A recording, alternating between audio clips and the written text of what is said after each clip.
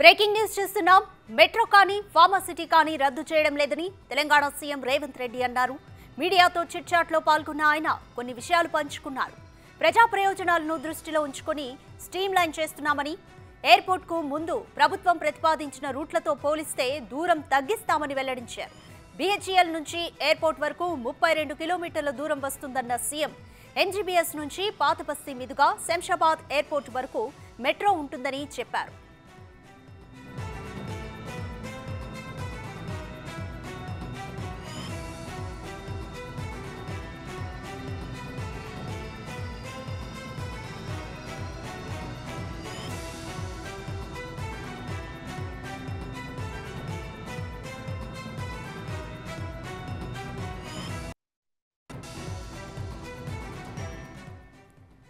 నాగోల్ నుంచి LB Nagar Owaisi hospital మీదుగా చాంద్రాయణగుట్ట వద్ద ఎయిర్పోర్టుకు వెళ్లే మెట్రో లైన్ లింక్ చేయనున్నట్లు తెలిపారు.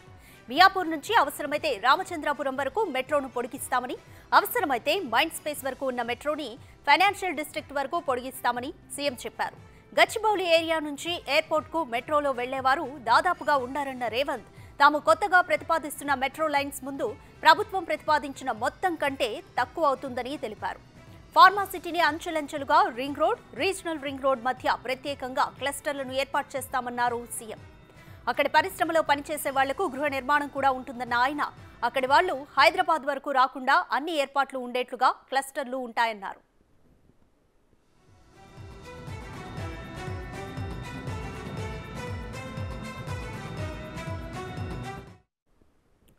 కంప్లీట్ డీటెయిల్స్ మా ప్రతినిధి సాదిక్ అందిస్తారు. సాదిక్, మీడియాతో చిట్ చాట్లో సీఎం రేవంత్ రెడ్డి మెట్రో అలాగే ఫార్మాసిటీకి సంబంధించి ఎటువంటి విషయాలను పంచుకున్నారు?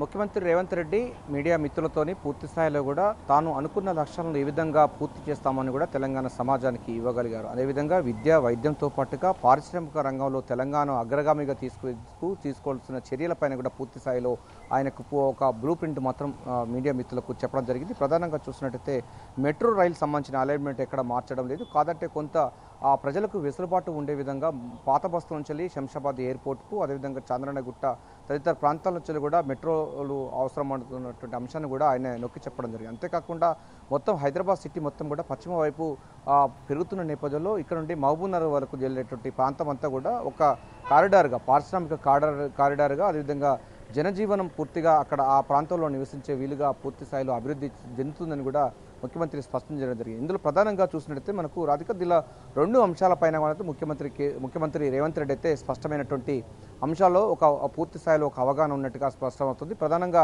డిగ్రీ చదువుకున్నటువంటి విద్యార్థులకు అందరికీ కూడా స్కిల్ డెవలప్మెంట్ ఇచ్చే విధంగా మాత్రం ప్రభుత్వం పూర్తి స్థాయిలో కూడా దాన్ని మొత్తం సంస్థాగతంగా నిర్మించే పనిలో కూడా ఉంటుందని కూడా ముఖ్యమంత్రి రేవంత్ రెడ్డి స్పష్టం చేయడం జరిగింది. ఈ యొక్క స్కిల్ డెవలప్మెంట్ సంబంధించినటువంటి యూనివర్సిటీ కూడా ఏర్పాటు చేస్తామని ప్రకటించడంతో పాటుగా ఈ యొక్క స్కిల్ డెవలప్మెంట్ సంబంధించిన దాంట్లో క్యాంప్ ఆఫీస్ ఇప్పుడు ఏదైతే ఉందో ప్రగతి భవన్ దగ్గర ఉన్నటువంటి, ప్రజాభవన్ దగ్గర ఉన్నటువంటి ఆ ప్రాంతంలో దాదాపు వెనుక 10 ఎకరాల వరకు ఇంకా విస్తీర్ణం ఉంది. ఆ ప్రాంతంలో ఒక స్కిల్ డెవలప్మెంట్ సంబంధించిన యూనివర్సిటీని ఏర్పాటు చేసి విద్యార్థులకు అందరికీ కూడా వారి శిక్షణ ఇవ్వాలి. అదేవిధంగా ఇక్కడ నుండి ఇతర దేశాలకు ఏ రంగాలకు వారి పంపించాలి దానిపైన కూడా ఇక్కడే ఉండబోతుంది. దానికి సంబంధించినటువంటి మెకానిజం ఉంటుంది. ఇది ముఖ్యమంత్రిగా ఉన్నటువంటి వారే దానికి చైర్మన్గా ఉంటారు. సో స్కిల్ డెవలప్మెంట్ని పూర్తి స్థాయిలో ప్రజల్లోకి అంటే విద్యార్థులకు తీసుకురావాలి. తద్వారా వాళ్ళ కాళ్ళ మీద వాళ్ళు నిలబడతారు. విద్యార్థులకు చదువుతో పాటుగా స్కిల్ డెవలప్మెంట్ కూడా అవసరం అవుతుందని కూడా ముఖ్యమంత్రి రేవంత్ రెడ్డి స్పష్టం చేశారు. సో ఈ అంశం నేపథ్యంలో క్యాంప్ ఆఫీస్ వెనుక ఉన్నటువంటి ఆ ప్రాంత ప్రజాభవన్ వెనుక ఉన్నటువంటి 10 ఎకరాల విస్తీర్ణంలో ఒక పెద్ద స్కిల్ డెవలప్మెంట్ సెంటర్ను ఏర్పాటు చేస్తాము. అక్కడ విద్యార్థులకు అందరికీ కూడా నైపుణ్య శిక్షణ ఇచ్చేసి చాలా పెద్ద కంపెనీస్ ఉన్నటువంటి వాళ్ళతో ట్రైనింగ్ సెంటర్స్, అదేవిధంగా రాష్ట్రంలో ఉన్నటువంటి వివిధ రంగాల్లో ఉన్నటువంటి సాంకేతికమైనటువంటి వారి అందరితో కూడా పూర్తి స్థాయిలో శిక్షణ తరగతులు ఇప్పించి ఇతర దేశాల్లో వారి యొక్క మ్యాన్ పవర్ ఏ విధంగా ఉపయోగపడుతుంది అన్నదానిపైన కూడా లైజనింగ్గా ప్రభుత్వమే ఉండి వారందరినీ కూడా ఇతర దేశాలకు పంపించినట్లయితే డెఫినెట్గా తెలంగాణ సమాజంకు, తెలంగాణ విద్యార్థి లోకానికి, యువతకు ఉద్యోగ అవకాశాలు కూడా విరివిగా వస్తాయన్నటువంటి అభిప్రాయం కూడా ముఖ్యమంత్రి రేవంత్ రెడ్డి స్పష్టం చేయడం జరిగింది. దీంతో ఈ నేపథ్యంలోనే స్కిల్ డెవలప్మెంట్ సంబంధించిన యూనివర్సిటీస్ను ఏర్పాటు చేస్తూ అదేవిధంగా స్కిల్ డెవలప్మెంట్ సెంటర్ని కూడా ప్రజాభవన్ దగ్గర వేదిక ద్వారానే వెనుకనే దాని పెద్ద బిల్డింగ్ ఏర్పాటు చేసి అక్కడ ప్రాంతంలో ఎప్పటికప్పుడు దాని పర్యవేక్షణ కూడా ముఖ్యమంత్రి చూసుకుంటారన్న విషయాన్ని కూడా స్పష్టం చేయడం జరిగింది. ఇక దీంతో పాటుగా అతి ముఖ్యమైనది డ్రగ్స్ సంబంధించిన అరికట్టేందుకు పూర్తి స్థాయిలో కూడా ఏఓబి ఆంధ్ర ఒరిస్సా బార్డర్ నుంచి కానీ లేకపోతే మహారాష్ట్ర బార్డర్ కానీ కర్ణాటక బార్డర్ నుంచి ఇతర బార్డర్ నుంచి కూడా అంటే గంజాయి సంబంధించినటువంటి ఒక్క అంశం కూడా మన తెలంగాణ రాష్ట్రానికి రాకుండా పూర్తిగా కట్టుదిట్టమైన వ్యవస్థను పటిష్టపరుస్తాము. ఇప్పటికే ఇన్ఫార్మర్ వ్యవస్థను కూడా పటిష్టపరిచి ఏదైతే మన ఏఓబి నక్సలైట్ ఏరివేత్తకు ఉపయోగించినటువంటి ప్రత్యేక దళాల తరహాలోనే ఈ యొక్క డ్రగ్స్ కంట్రోల్ అదేవిధంగా గంజాయి కంట్రోల్ చేసేందుకు ప్రభుత్వం చిత్తశుద్ధితో ఉంది, చాలా సీరియస్గా ఉంటుందని కూడా ఆయన స్పష్టం చేయడం జరిగింది. ఇక్కడ నుండి తెలంగాణలో హైదరాబాద్లో డ్రగ్స్ రహితమైన రాష్ట్రంగా తీర్చిదిద్దే లక్ష్యంగా తమ ప్రభుత్వం పనిచేస్తుందని కూడా ఆయన స్పష్టం చేయడం జరిగింది. అందుకోసం భాగంగా ఆంధ్ర ఒరిస్సా బార్డర్ నుంచి ఎక్కువగా గంజాయి మన రాష్ట్రానికి మన హైదరాబాద్కు వస్తున్నట్టుగా గ్రహించాము. దానికోసం పూర్తి స్థాయిలో పోలీసు యంత్రాంగము అదేవిధంగా నార్కోటిక్కి సంబంధించినటువంటి వ్యవస్థ ఇప్పటికే పటిష్టంగా ఉంది. దాన్ని మరింత పటిష్టపరిచి ఇన్ఫార్మర్ వ్యవస్థను కూడా అందుబాటులో తీసుకొచ్చి దీన్ని పూర్తి స్థాయిలో కూకటి వేలతో పెకిలిస్తామని కూడా ఆ డ్రగ్స్కు సంబంధించినటువంటి అంశంపైన కూడా ఆయన చెప్పడం జరిగింది. ఇక దీంతో పాటుగా ప్రధానంగా చూసినట్లయితే హైదరాబాద్ సంబంధించిన మెట్రో రైలు సంబంధించిన దాంతో పాటుగా హైదరాబాద్ డెవలప్మెంట్ పైన కూడా ముఖ్యమంత్రి రేవంత్ రెడ్డి స్పష్టమైనటువంటి దాంట్లో ఉన్నాడు, అంటే ఆ నిర్ణయంకు వచ్చాడు. ఎందుకంటే హైదరాబాద్ రింగ్ రోడ్డు అదేవిధంగా ఇన్నర్ రింగ్ రోడ్ మధ్యలో ఈ యొక్క పూర్తి స్థాయిలో కూడా ఈ ఫార్మా సంబంధించిన సిటీస్ అన్నీ కూడా ఒకే ప్రాంతంలో కాకుండా హైదరాబాద్ చుట్టుపక్కల ప్రాంతాల్లో విస్తరింపజేసినట్టయితే ఎక్కడికక్కడ ఉద్యోగాలు స్థానిక సంబంధించినటువంటి యువతకు ఉద్యోగ అవకాశాలు ఏర్పడతాయి. ఆ ప్రాంతంలో ఉన్నటువంటి వారికి అందరూ కూడా కొనుగోలు శక్తి పెరుగుతుంది, పరిశ్రమలు వస్తాయి, దానికి అనుబంధంగా పరిశ్రమలు వస్తాయి. ఆ పరిశ్రమ పనిచేయడానికి యువత కూడా అందుబాటులో ఉంటుంది. ఆల్రెడీ మనకు నైపుణ్యత శిక్షణ ఇవ్వడం కోసం స్కిల్ డెవలప్మెంట్ను సెంటర్ను కూడా ఏర్పాటు చేశాము. సో ఎక్కడికక్కడ పూర్తి స్థాయిలో కూడా డీసెంట్రలైజేషన్ వికేంద్రీకరణ చేస్తూ హైదరాబాద్ చుట్టుపక్కల పూర్తి స్థాయిలో outer ring road inner ring road మధ్య ప్రాంతంలో కూడా పారిశ్రామిక కారిడార్ను నిర్మించే లక్ష్యంగా కూడా ప్రభుత్వం చేయబోతుందని కూడా సీఎం రేవంత్ రెడ్డి స్పష్టం చేయడం జరిగింది. దీని ద్వారా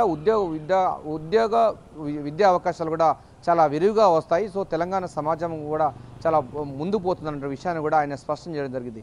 చాలా మట్టుకు చూసినట్టయితే మనకు మెట్రో సంబంధించిన దాంట్లో కూడా చాలా అలైన్మెంట్స్ వచ్చాయి, కానీ పాత బస్తు నుంచి కూడా రాలేదు. ఇప్పటికీ రాయదుర్గం సంబంధించినటువంటి అలైన్మెంట్ మాత్రం మారుస్తున్నామని ఆయన చెప్పడం జరిగింది. సో అక్కడ ఆల్రెడీ రింగ్ రోడ్ ఉంది, అదేవిధంగా ఫ్లైఓవర్స్ ఉన్న నేపథ్యంలో ఎవరు కూడా ఆ ప్రాంతంలోకి ప్రయాణించడానికి చాలా తక్కువగా ఉంటుంది. సో పాత బస్తు నుంచి వెళ్ళి ఇటు మూసీ నుంచి వెళ్ళి శంషాబాద్ ఎయిర్పోర్ట్కి వెళ్ళేటువంటి ప్రాంతం ఉన్నట్లయితే అక్కడ ల్యాండ్ అక్విజిషన్ కూడా చాలా తక్కువగా ఉంటుంది. ఆ ప్రాంతంలో కూడా 111 సంబంధించిన జీవో ఉన్నది కనుక చాలా ఈజీగా ఈ యొక్క మెట్రో రైలు వేయడానికి ఆస్కారం ఉంటుంది. ఆ ప్రాంతంలో కూడా హైదరాబాదు పాత బస్తీ ప్రాంతం కూడా అభివృద్ధి చెందే అవకాశం ఉంటుంది. మెట్రో రైలు ద్వారా ఆ ప్రాంతం అంతా కూడా ఇంకా డెవలప్మెంట్ అయ్యే అవకాశం ఉంటుంది నేపథ్యంలో ఆ ప్రాంతంలో కూడా పర్యవేక్షణ చేస్తున్నాం. డెఫినెట్గా ఆ స్థాయిలో కూడా చంద్రాయణ గుట్ట నుంచి వెళ్ళి మొదలు పెడితే మనకు పూర్తి స్థాయిలో ఓల్డ్ సిటీ మార్గంగా అంటే మనకు ఎంజీవీఎస్ నుంచి వెళ్ళి చంద్రాయణ గుట్ట ఆ ప్రాంతం నుంచి వెళ్ళి శంషాబాద్ ఎయిర్పోర్ట్ వరకు కూడా మెట్రో రైలు పునరుద్ధరిస్తాము, అంటే కొత్తగా ఏర్పాటు చేస్తాము. అదేవిధంగా